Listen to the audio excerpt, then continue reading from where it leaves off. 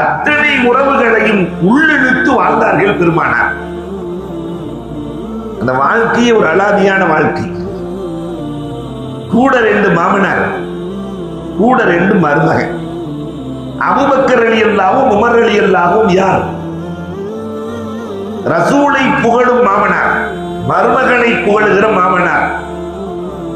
ஆனால் உஸ்மான் ரலியல்லாஹு அலி ரலியல்லாஹு மாமனாரை புகழுகிற மருமகன்.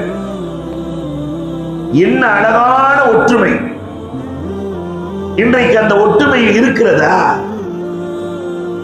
பெற்ற தகப்பனோடு நடக்கிற முறை தெரியாதவர்கள் உருவாக்கி வருகிறார்கள். தாய் தகப்பன் அவர்கள் எவ்வளவு முக்கியமானவர்கள். பெருமானார் ஒருத்தர் வர்றாரு, ரசூலே நான் பத்ர்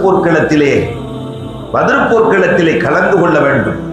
பெருமானார் சொன்னாங்க, ஃபஃபீஹிமா ஃபஜாஹித், நீ என்னோடு போருக்கு வராதே, உன்னுடைய தாய் தகப்பனுக்கு பணிவிடை செய்.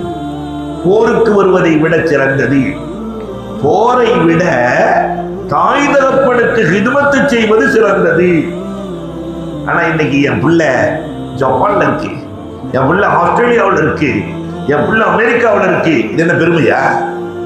வயதான காலத்தில் பக்கத்தில் உட்கார்ந்து அந்த தாய் தகப்பனுக்கு ஹிதுமத்து செய்கிற பாக்கியம் உலகத்தில் எந்த பிள்ளை பெறுகிறதோ அவன்தான் வாழ்வில் சிறந்தவன், மறு உலகத்திலும் சிறந்தவன்.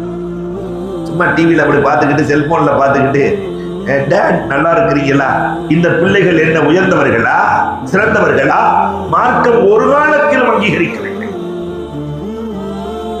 தாய் தகப்பன் யார்?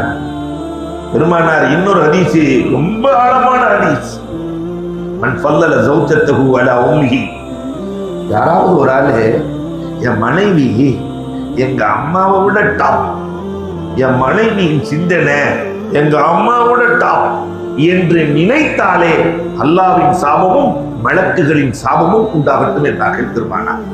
ஒரு காலத்திலும் மனைவி தாய்க்கு நிகராக முடியாது, ஒரு காலத்திலும் நிகராக முடியாது. தாய் தகப்பனுக்கு நிகராக யாரையும் மார்க்கம் வைத்து பார்க்கவில்லை.